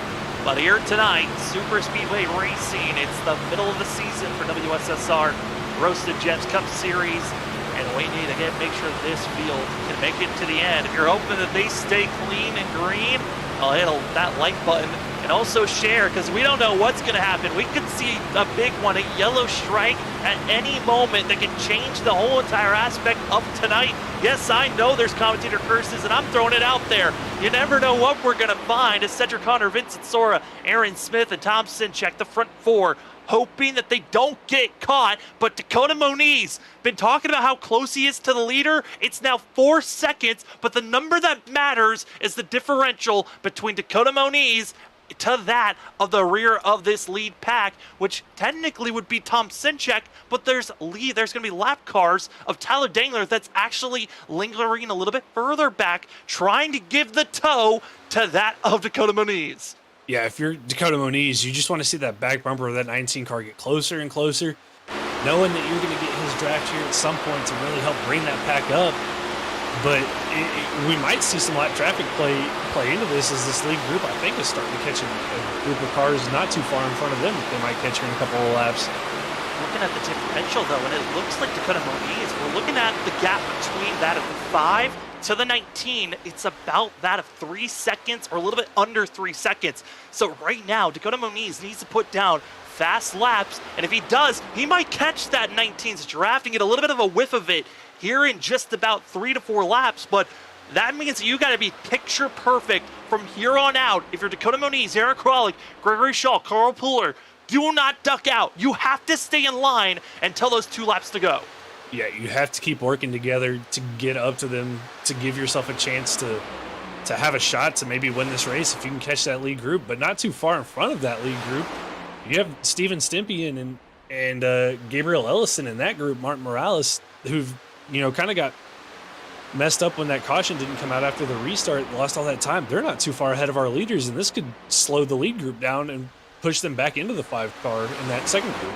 And a big thing that's not helping this group right now that we're seeing on screen, this is our second pack. Again, they are 3 seconds off the leaders. They're closing in, but I'm nervous for them because they just lost one of their toes. Tyler Dangler had to go into pit road for the 19, so that means that little bit of a draft. Now it's going to be Brad Delph that's the anchor point that you're trying to chase to. Yeah, and Delph doing a pretty good job hanging on to the back of Sinchek, but now that he doesn't have anybody pushing him, you know, I think he's got to maybe have a little bit of damage in that 7 machine, that 07 machine. So I think he might start to fall back from Tom Sinchek here a little bit, but you know, any little bit of draft that 5 car can get is going to be beneficial to that second pack. Big thing we can look at is that of Tom Sinchek and Dakota Moniz, and the differential between those 2 drivers is just 1 position between the both. But that is really the timing that we got to watch out for, the gap. How much is that of Dakota Moniz gaining on our leaders, and especially on the 8 machine, that is the anchor point that you're trying to close into. 10 laps coming to 9, and they're wrecking behind. It's Puller and that of Brad Delph getting involved with one another. That second group, that wasn't the way they wanted to catch up, but they are going to be out of this race for Puller and maybe even Delph. I'm looking at the required damage, and Puller is officially done for that of the 71. And this changes everything, Sam. That lead group was comfortable. They were keeping their gap steady, as it looks like just a bad bump maybe from Delph upsets the 71 and trying to get back in line, and they get back together, and end of the wall goes the 71 machine. But Sam, I think this is going to be a big break for the 21 of Kyle Rochelle, as he might be able to get his lap back and get back on the lead lap. Yeah, I mean, this now it gives another opportunity watch out, here they come type of a moment. And just see the hard contact. Also, the front of the wheels broke, the toe length's gone. And for Carl Pooler, he's hoping that he can limp that 71 again to pit road. Like we talked about, you do not want to take a tow. That's an extra 3 minutes on top of that of the 6 to 8 minutes that's going to take for those tires to get fixed, which most likely going to put you a lap to 2 laps down if you're Carl Pooler, which not looking good with some of the other drivers that are pretty quick. But this does put the question out there. Trevor, do you come into pit road for tires? You know, I don't know. It looks like Aaron Smith is going to be the first one to come down pit road. And I think maybe one of the few lead lap cars that does. Everybody else is going to stay out here. So, you know, I think these guys playing the track position game. We know that this is going to get hectic and wild here toward the end of this. And what better place to be than up front, Sam? Well, if you haven't already, hit that like button and hit the share, because this is about to get chaotic on who's going to get it done. It's kind of just been the waiting game. When was the yellow going to come out? And it was the second pack that was closing in on our leaders, and it looked like they were going to catch our leaders with 2 laps to go. Instead, Pooler, Delph, they wrecked, they bring out a yellow, and now, that was going to be seeing Pooler making contact and having himself issues, but now, how do they react? How do you get set up and pressures up front for Cedric Hunter, Vincent Sora, Tom Sinchek, as well as Dakota Moniz now? This puts Hunter, Sora, Moniz, and Kralik in a prime position to try to go for a win here, because they're the majority of the teammates that are around one another. Yeah, you're going to have the 15, the 01, and the 5 all together, you know, here on this restart. So that could leave the 13 of Cedric Hunter just kind of, you know, out on his own here. We're going to have to wait and see how this plays out. Who is your friend? Who's your ally? And who is the enemy that's going to make you cry at the end of the night? Because we are going to be putting ourselves in a 6 laps to go scenario. And that still puts us in a spot where if we get a quick yellow, we'll still be under official regulation of this race. Only 100 laps. We're set, but we do have overtime if needed. Third caution of the day. First one was on lap 3. Second one was coming to the checkered, that of the white and green flag. That was the end of our stage break, and now this late yellow puts us in a spot where we don't know who's going to finish where.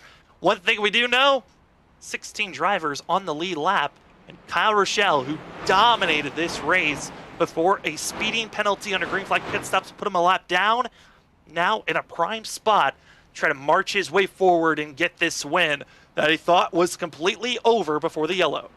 Yeah, good break there for Kyle Rochelle, but you know, him being the lucky dog puts him back at the tail end of the line, so he's not going to be up there with the leaders. He's going to be kind of back there with the lap cars, so he's going to have to get through them to catch up to the lead group. But Sam, I don't know if we're done seeing yellow flags tonight.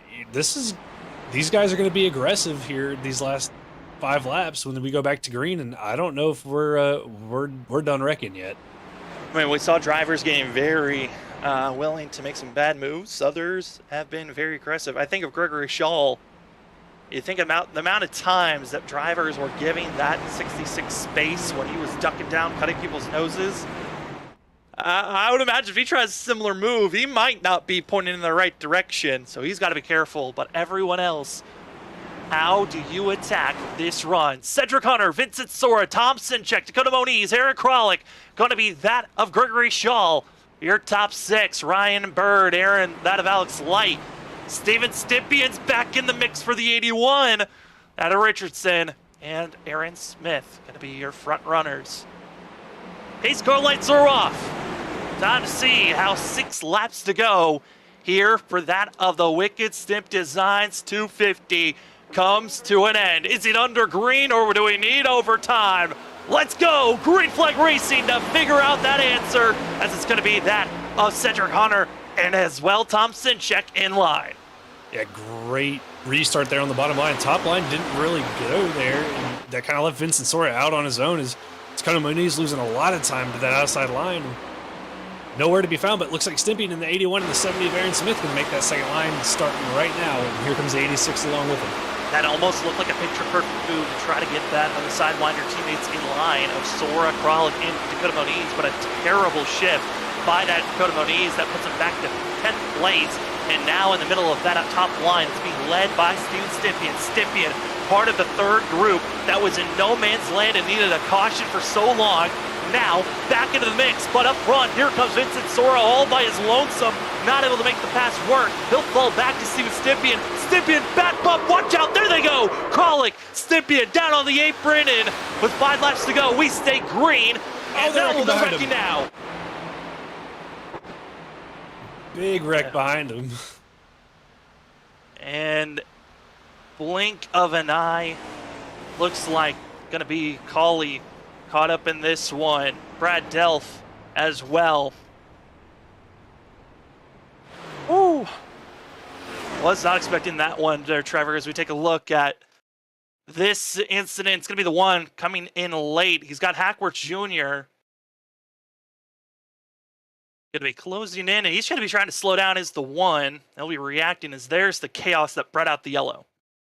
Yeah, just not quite sure what happened as we had the Stempian and Aaron Kralik get together. It looks like Delph just comes up into Alexander Light there. Maybe thought he was clear, or just trying to get back in line. Wolsifer's involved. The Nine's involved in that. Harry Peel. There's Fail and others. The big one, Sam, just drivers trying to avoid some, what we saw there with Stempian and Aaron Kralik. And I think drivers trying to get back in line, get sorted out, and more contacts made, and takes out 5 or 6 other cars. It's all take. There's no give, because if you are giving up space, you're losing momentum. And in this late in the race, if you lose any type of momentum, it takes a couple of laps to get it back, and we don't have a couple of laps to spare. And now the question is, will we get a restart under regulation, or are we going to overtime? Time will tell on this fact. Let's continue to roll around. As we look at the list of drivers for myself, Carl Pooler and then Brad Delph, the newest to those that have required damage and going to have to come into pit road. Pooler had that earlier, but he's hoping to get back onto pit road, which, if anything, Carl Pooler, this could help him get back on track. And if more drivers can't finish this race, 71 can gain a position or 2, but Brad Delph now going to be sitting in pit road for quite a long time and most likely will not get back out on track. But Trevor, with the timing of this yellow, 3 laps to go, still for these drivers, looks like we're going to be going to overtime because we did not get those pace car lights to go off this go-around. With us going into overtime, now the question kind of looms. How do you want to react if you're those drivers outside of the top 6? I think you've got to find somebody that you can work with, and you've got to make the runs, and you got to take them. There's no giving anymore. I mean, you got to take what you can get and be aggressive with it and try to get the best restart that you can here. I mean, we saw it right there, that last restart with Dakota Moniz, just one bad shift in the 5 car, checked up that whole outside line and lost them a lot of time, went from restarting, 3rd or 4th, went all the way back to 10th. So you just got to be aggressive. You got to be smart at the same time and hope that it works out for you. Once we go a little across the line, we will officially be in overtime. And on this overtime attempt for the drivers, it is a green, white, checkered. If we get the white flag, we then race it to the end. But if we get a yellow before the white flag, we will then go into our second attempt of overtime. Again, similar thing as our first attempt. If we get the white flag, we race it to the end. But if we get a yellow on that first lap, we'll go into attempt number 3. Now, attempt number 3 is when things get a little different, because if we get the white flag, we race to the end. But if we get a yellow before the white flag, then the race will end under yellow. So drivers are hoping to see that white flag to race this thing out. But Trevor, what's always fun about the white flag is if we get it, it's only about who crosses the line first. You can see a lot of contact, drivers wrecking one another, and multiple big ones usually strike when we're super speedway racing. Oh, I mean, we saw it, a couple weeks ago with the Tuesday Night League, where the leader taking the white flag didn't win the race. We saw Calamity down the backstretch and Calamity in turn 3 and 4. And cars further back ended up getting to the front and winning the race. And you can see the same thing here tonight. I mean, don't count out, Kyle Rochelle in 14th or Christopher Howell back there in 11th. Those guys still have just as good a shot to win this race as Cedric Hunter and Tom Sinchek up front. Driver that's in the most opportune position, and it's kind of odd to think, but it's been the trend that I've been seeing at a lot of super speedway races recently. It's the driver that is in 6th or 7th position that are in good spots to win usually. That's going to be seeing the 7th, Gabriel Ellison, as well as that Dakota Moniz. They're going to be in those 2 positions on this restart. The reason is because the leaders usually are wrecking one another, which by them losing the momentum or completely wiping each other out, those drivers sneakily get below or to the outside of those wrecks and find themselves in victory lane. But the question is, for a front 4, front 5, they're usually drivers that have been allies or raced one another. The wild card factor is Aaron Smith that's looking for a win. Top 5 going to be that of Cedric Hunter, Tom Sinchek, Aaron Smith, Vincent Sora, Gabriel Edison, as well as that of Rich Jameson, going to be up front in your top 6. Well, hopefully you're ready for it, because we are up in the booth for Freaky Fast Broadcasting. My name's Sam Dyer. I've got Trevor Earhart. We're ready to give you the call here for the first attempt at overtime. It's the WSSR Roasted Gems Cup Series, race number 6. Overtime attempt number 1. We're green. Here we go, Trevor. Will it be the first or will it be the second or the third? Here we go in overtime. Much better restart by that outside line as Tom Sinchek and Aaron Smith try to get that outside line working with them. But Cedric Hunter and Vincent Soro, great tandem work by those two to clear. It looks like Sinchek's going to drop down in front of the 86 of Rich Jameson here, and now that leaves Aaron Smith to the outside. But it's a huge gap, side by side. 3rd place is side by side, but our front 2, Cedric Hunter, that also of Vincent Sora. Here comes Smith, here comes Peel, and everyone on the outside already making the surge. It just got too big and too great of a launch. Now it's going to be 3 drivers in line. Aaron Smith, Ellison, as well as Bird, going to be those 3 drivers setting up. Mar Morales waiting and looming as here comes the white flag. We only needed 1 attempt. Here we go, Trevor. They're 3 wide, trying to figure out how to slice and dice their way as the 91 leads into turn number 1 on the outside. Oh, Brian Bird with a big move to the outside. He's going to bring Cedric Hunter with him. That's going to leave the 7 vulnerable. Cedric Hunter drops back down here. It's going to kill the outside line's momentum, but the 13 and the 15 hooked up here. Let's see if they make a move down the backstretch. Who's going to make the first move? They're wrecking on the backstretch. Here comes Cedric Hunter on the outside. He's hoping for help from that of Ryan Bird. It's not going to be there. Multiple drivers wrecking behind. Smith, as well as Ellison, going to be the front 2. Will the 7 make the charge? Vincent Sora now going to be in 3rd place. Here they go through 3 and 4. Question is, who makes the move? Sora goes high, as well as that of Sint. Oh no, they're touched. Wrecking. Smith wiggles. Here comes that of Ellison. I called it. The 7. He wins. Oh my goodness. 6th place. Does it again!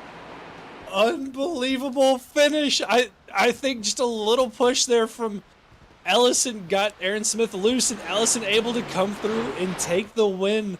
In the 7 machine, Ryan Bird comes in home 2nd. Tom Sinchek survives the chaos to bring it home in 3rd place.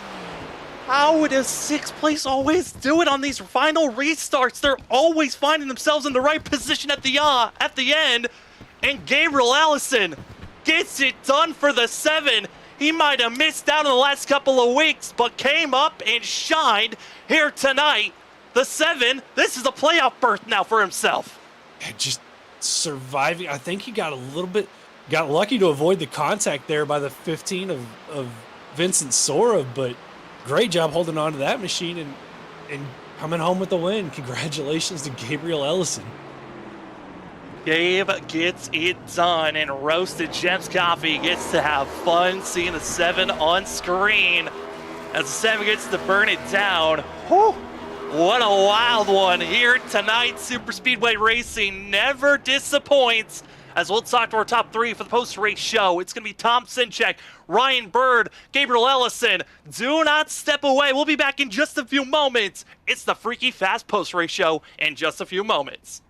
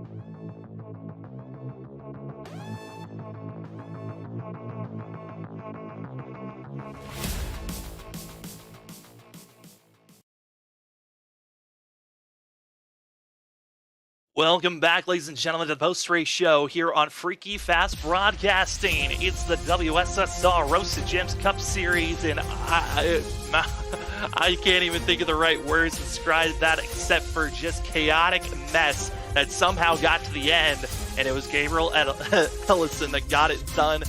I'm still trying to catch my breath. I'm still trying to figure out what words to say, but we do have some drivers, and we can ask some questions and hope that they've got the right words. We're going to start things off with third place finisher. That is going to be Tom Sinchek to get the 8 Machines ideas and thoughts on how tonight went. Tom, it's Sam and Trevor up in the booth. Sorry to pull you out of that conversation, but man, third place coming across the line, it looks like on my information, but man, how in the world did you find yourself in third out of all that chaos? Actually, I thought I was going to get collected by Vince right there, and then the seas kind of parted right there. I had to hold off. I think it was Rich coming in for fourth right there, so I had to hold him off. He almost passed me. If he had like another 20 feet, he probably would have. But yeah, that was pretty crazy. You know, Tom, we saw it all night. Pushes in these cars could be either really good or go really wrong. I mean, how difficult was it pushing somebody and getting pushed by somebody else out there?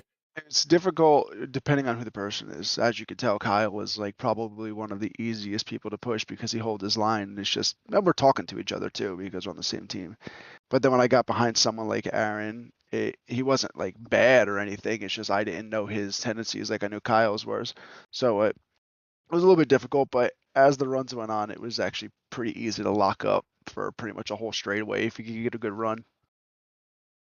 I mean, Tom, an incredible run, third place for yourself. We thought maybe you were going to be one of the factors to come out there at the end, but being so far back, I mean, what is going through your mind when you're going into a green-white checkered situation and you're this deep back in the field coming onto that white flag? Yeah, I actually started in second, but I got shuffled back. But that outside, I didn't expect that outside line to go as hard as it did, so I jumped to the bottom, and then they just kept going on the outside. But I knew there was going to be something that happened coming out of 4 or over the trioval, but I was just happy to make it through Cedric and Vince's little wreck right there because it definitely scared the hell out of me. It certainly scared us of the booth as well. But Tom, before we let you go, the floor is yours for any shout-outs. Yeah, shout out pretty much to everybody. It was such a clean race. I mean, what do we have? Like 2 yellows and a bunch of green flag runs. It was really good racing by everybody. I know there's a few mistakes and a few net codes that happened, but yeah, shout out to all them. Shout out to Late Apex. Kyle was like Kyle and Ryan all got together right there. We were pretty much could be hard to pass because the outside line just never formed up. But yeah, shout out to you guys because you do a good job every single time you guys broadcast our race. Well, thanks to that, Tom, you guys put on the show that allows us to get excited and put on these shows as well. Congratulations on third, as gotta say, what a run for yourself. Third place finisher, that's Tom Sinchek in the 8. Congratulations on that. Have a nice week off, and we'll see you in 2 weeks at Le Mans. Appreciate it. I'll see you guys later. As we go from third place, we go to second place where we find that of Ryan Bird, one of the drivers that was up front feeling so good and confident. Ryan, it's Sam and Trevor up in the booth. A second place finish, but man, almost coming away trying to steal that one. But obviously, a lot of the madness kind of came over. Yeah, I was telling the 7, selfishly, I wish he would have spun instead of saving it there, but, doesn't always work out that way. Yeah, Ryan, you and your team pretty much dominated this race from the drop of the green flag, you, Tom, and Rochelle. But, walk us through kind of that green flag pit stop. We saw, Kyle with the speeding penalty, and you kind of got separated from that group. I mean, how difficult was it making sure that you got on and off pit road, as cleanly as possible? Yeah, Kyle sped just barely. I'm not sure, just enough to trip the penalty, and then I slid through the box, and I think I took a little bit too much fuel too. I don't think he needed quite a full tank, and I took a full tank, and that just had me way too far from Tom to get in his draft, and I just had to hang out and pray for a caution. We got one, it saved me. And that big one saved a lot of drivers for an opportunity to go for a win there at the end. But Ryan, you came in, you missed a lot of the beginning of this race because I know you're racing in a different league. But now that you can focus on this league fully, how are you feeling with the final 5 races of the regular season, trying to make the playoffs? What is your confidence level looking like? Oh, I mean, I feel good. I got the best teammates in the business, so they'll help me get straightened out at the tracks that I'm not very good at, and we'll get it figured out. Maybe snag a win and get in the playoffs. Well, Ryan, it looks like you are certainly a driver to watch out for. That could be a dark horse. But for tonight, before we let you go, the floor is yours for any shout-outs. Yeah, thank you to my girlfriend and sponsor, Tattoos by Polly. Thank you to my teammates for pushing me and letting me push them. And yeah, just thank you to all admins, broadcasters, everybody that puts all this on. Thank you, Ryan, for giving us the show to cover there. That's going to be the 49 Ryan Berg. Congratulations on a second place finish, and good luck in 2 weeks when we head to Le Mans. Thank you, thank you. As we go for second place, we go to Victory Lane, where we got the 7 of that of Gabe Ellison going to be with us. Gabe, what a finish for yourself. But man, so many questions to throw out. But the first one has to be, how are you feeling after winning here at Daytona? Yeah, pretty good. Hate that it came from a little shit show that ending was, but yeah, I feel pretty good about it. That late yellow we got, around lap 90, I was riding back in 13th, 20 seconds behind the leaders. So, the race got saved there. But that's what super speedways are, right? Just, right place, right time, a little bit of luck.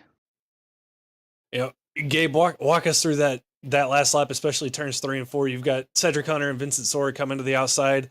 If Vincent gets sideways and kind of looks like he got into you, but you managed to keep it safe, but get into Aaron Smith there. I mean, just kind of walk us through those last 2 corners. Yeah, well, I'd been I was hooked up with Aaron from the restart. I was in 6th and he was in 4th, and whoever started in 2nd, he had a little bit of a slow launch, and he merged down the bottom, and we hooked up on the back and just flew past the bottom. So honestly, I mean, when we were winning 3 and 4, I was of the mindset to push the 70 to the win, because I knew that Vincent and Cedric, they were hooked up on the outside. I wasn't going to try to block it because I knew I'd just get wrecked. But when Vincent got turned sideways, I got some contact in the rear, and that led to me wrecking Aaron. Obviously that it was not intentional at all. It just how it happened. But it is what it is. It's part of it.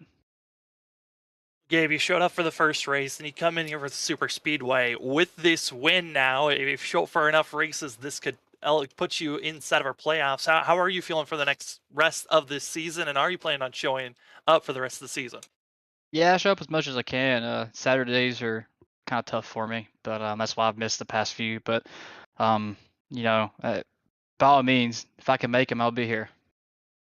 Well, you put on a show, and we are excited to see that you got yourself into victory lanes. Congratulations on that. And before we let you go, the floor is yours for any shout-outs. Yes, sir. Thank you, guys. A huge shout-out to Lucky Ducks Motorsports with Roasted Gems Coffee and Shady Designs, RS Button Boxes, and all the partners over there. And huge thanks to everybody putting this league on and the broadcast. That is going to be Gabe Ellison getting the win for the number 7 machine here at Daytona. Congratulations on that, and hopefully we'll be seeing you in 2 weeks at Le Mans. Yes, sir. Thank you, guys.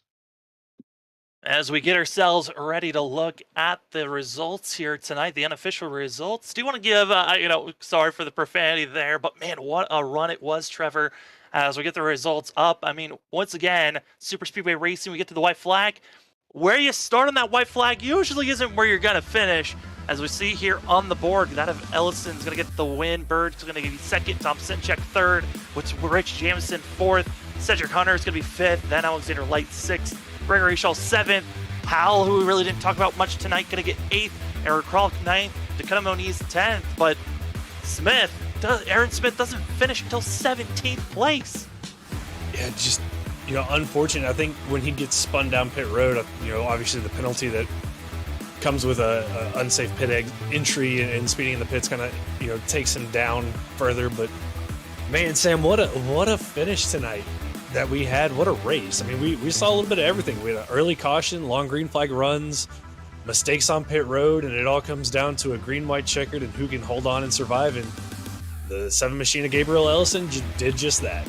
Ellison gave us quite a show there on that last lap out of turn number 4. The bump and all the shakeups. Those front 5 drivers just could not keep it straight. But man, what a finish that we could have asked for. It was very quiet for the majority of this race. Saw a lot of mistakes under green flag pit stops, but it was the cautions at the end that closed everyone in for the traditional and classic Daytona and Super Speedway finishes that we always get used to. Well, Trevor, as we're getting ready to finish out this call, what were some of your final thoughts here tonight? Overall, great race tonight from everybody. A couple of guys, Vincent Sora down there after getting turned on the last lap. Kyle Rochelle down there in 15th after dominating early on and having his pit road issues. Just tough races for those guys, but, guys that you expect to see, up front, when we come back to Le Mans in a couple weeks. And, overall, 6 races in, we've had great racing, and I expect nothing less leading into the second half of the season. As the second half of the season is going to be crazy. Again, we got next week off, as you see on screen, the slow motion on how the finish of this race went. We got next week off, but in 2 weeks, it's going to be the 1 hour at Le Mans endurance racing at one of the biggest tracks these drivers are going to have to tackle for themselves. A wild one to see that I cannot wait. I know, Trevor, you won't be there, but we're going to be having our producer, Robert Moyer, joining us in the booth in 2 weeks for that one. And then in 3 weeks, we head over to Bristol. But the end of this race was wild. And if you want to see even wilder finishes, go check out the video that we uploaded that of yesterday. It was July's best finishes of the month. I got a feeling this race might be a part of our August top 5 finishes of the month, as that of Gabe Edelson gets the win. More Super Speedway racing action going to be tomorrow night. The 802 Next Gen Cup Series heads to that of Talladega.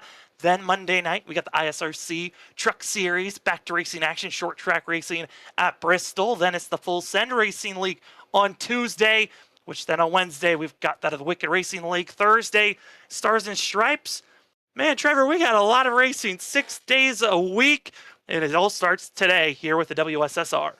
A lot of racing, a lot of good racing, a lot of great leagues, and it seems like every day, Sam, every race that we cover, that we're in, it's always entertaining and always exciting to be a part of.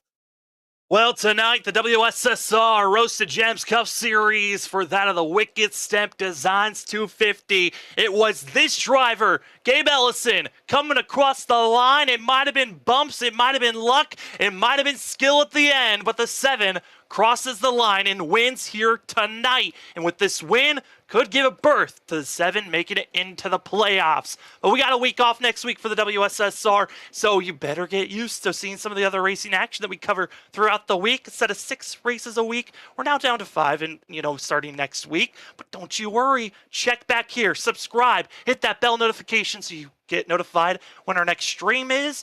And as well, make sure to like, comment, so that we at the broadcast get more notified. These drivers can get more notified. And we get more sponsors, more viewers, and we just grow this thing bigger and bigger. Thank you for joining us here on Freaky Fast Broadcasting. For myself, Sam Dyer, for Trevor Earhart, for Robert Moyer, and everyone else that helps this coverage happen here on Freaky Fast Broadcasting. Thank you for joining us. Super Speedway weekend. What a blast here for the WSSR. It continues tomorrow night for the 802 Next Gen Cup Series. We'll see you then. Next week we got off. We'll see you in 2 weeks for road course racing at Le Mans.